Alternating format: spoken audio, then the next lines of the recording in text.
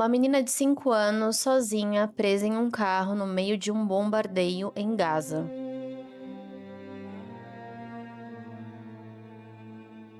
Mas o final é mais desesperador do que imaginamos. O filme de hoje é A Voz de Hind Rajab. E se você é novo por aqui, seja muito bem-vindo, muito bem-vinda. Eu sou a Dai, aqui a gente fala sobre cinema. Então, se você curte esse conteúdo, te convido a se inscrever aqui no canal. Já deixa um like no início do vídeo, porque assim o YouTube entende que esse conteúdo é legal e já vai recomendando para mais pessoas. No dia 29 de janeiro de 2024, os voluntários do Crescente Vermelho da Palestina recebem uma ligação de emergência. Uma menina de 5 anos está presa dentro de um carro no meio de uma guerra em Gaza. Ali, todo mundo tenta encontrar uma forma para resgatá-la. Seu nome é Hind Rajab. Gente, eu não sei exatamente se o nome dela se pronuncia assim, mas eu acredito que esteja certo, tá? Essa dramatização é baseada em fatos reais e logo no início vemos um áudio desfocado. Logo em seguida vemos o Omar, que é um desses voluntários que trabalha nessa Crescente Vermelho da Palestina. E nesse momento ele atende uma chamada que muda o destino de todos aqueles voluntários, socorristas e das pessoas envolvidas nos resgates dessas pessoas. Inicialmente a chamada era de um rapaz da Alemanha e a gente descobre que esse rapaz que estava ligando da Alemanha era parente dessa menina, dessa família que estava ali no meio daquele bombardeio. E ele liga justamente com o intuito de pedir ajuda, já que aquelas pessoas elas não conseguem. Nesse filme é utilizado gravações reais, áudios reais, então pessoas que têm sensibilidade a esse tipo de conteúdo provavelmente não deveriam assistir, tá? Porque é bem pesado. Durante a chamada, o Omar, ele escuta muitos gritos, tiros e nesse momento ele entra em um estado de choque ali. Vocês vão entender que eu tô falando mais dessas questões porque o filme em si, ele tem esse objetivo, tá? De dramatizar a história e mostrar como aquelas pessoas ali que estavam tentando ajudar a garota, como elas reagiram e como isso as afetou. Então, assim, não tem uma técnicas incríveis e mirabolantes. Eu vou comentar algumas coisas que eu encontrei desse filme, né? Mas, assim, no geral, o foco desse filme é contar essa história e essa história extremamente trágica. Então, também, se você pretende assistir esse filme, vai ter alguns spoilers aqui. Acho que já está tendo alguns spoilers. Então, se você pretende assistir esse filme, sinto muito, mas eu preciso contar ele. E, enfim, vou contar algumas particularidades aqui, porque justamente isso faz parte da narrativa do filme, da história, e não tem como eu deixar de fora. O Omar tenta de todas as formas possíveis, tanto ele como a Sarah, se eu não me engano é o nome da moça, acelerar esse processo de resgate com a coordenação. E de início parece que realmente eles não estão tão interessados assim em resgatar a garota, mas algo que fica bem claro pra mim é que toda a burocracia e os riscos que existem nesse resgate são muito maiores. E é algo que o filme retrata muito bem. Existe um longo processo até que os socorristas de fato sejam liberados para ir até esses pontos de alto risco, que é extremamente arriscado, obviamente. E tem uma cena que o coordenador, vivendo toda aquela pressão de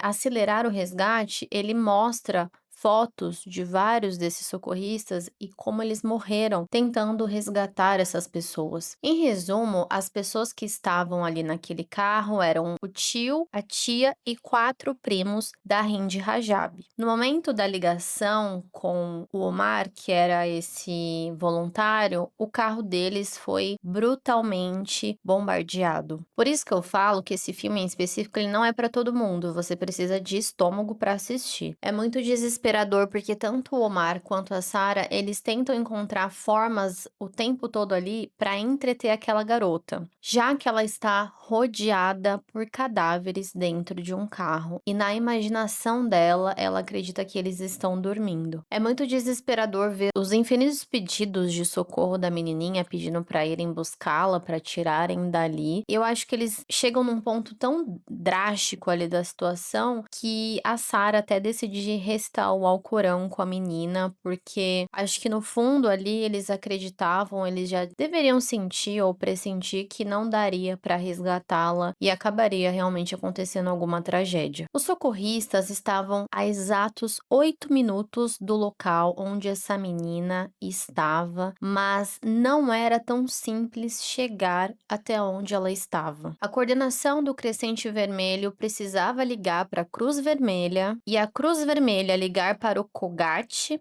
que é o Ministério de Defesa israelense que coordena atividades em territórios ocupados. E aí eles fazem uma contatação ao inverso e vai passando por vários outros processos até chegar à coordenação da Crescente Vermelho e a Crescente Vermelho poder enviar os socorristas. Só que não é tão rápido quanto parece, isso pode levar muitas horas ou até dias, dependendo da situação. Todos eles ficam sob um estresse muito grande, principalmente por se tratar de uma criança. Eles são levados ao limite físico e mental naquela situação. E eu acho que vocês já devem imaginar o final dessa história, né? Ao todo, o carro dessa família foi metralhado ali e foram mais de 355 tiros. Eles mostram algumas filmagens do carro, como que ele ficou depois de tudo isso e como que a região ali ficou depois da retirada do exército israelense. Inclusive, os corpos sendo retirados do carro e a mãe da Hind Rajab indo até lá reconhecer o corpo da menina. Então, mais uma vez, esse filme não é pra todo mundo. Não que eles mostrem, tá, explicitamente ali, mas você vai acabar vendo ali o formatinho do corpo da menina e isso é muito pesado. Bom, agora falando dos recursos técnicos aqui, né, que é o que eu sempre tento trazer alguma informação desse tipo pra vocês. Eles utilizam dois recursos que se destacam muito nesse filme. O primeiro é a voz acusmática. O que seria essa voz acusmática? Em vários momentos desse filme, eles utilizam gravações reais do dia, dessa ligação, dessa ligação do Omar e da Sarah com a Hind Rajab. Então, a gente consegue ouvir a voz, mas o corpo que produz aquele som não aparece. Então, em diversos momentos ali, tanto nas encenações, eles encenando ali uma ligação e tal, eles também intercalam com a voz, as vozes reais daquele dia. E é justamente isso. Isso é a voz acusmática. Então, aqui nessas situações a gente tem a voz acusmática, a dissociação som e imagem e a sobreposição sonora. E tem uma outra cena que eles estão encenando ali um momento de muita tensão para realizar aquele resgate da menina. Ao fundo você vê as pessoas encenando e uma pessoa coloca um celular na frente com a gravação real daquele dia. Alguém, né, enfim, pegou o celular e começou a filmar aquele momento. Então, ao fundo a gente tem os atores encenando aquela cena e bem à frente, assim, um celular mostrando as cenas reais daquele dia. O nome que se dá a essa técnica é Mizan Abin, ou seja, é uma imagem dentro de outra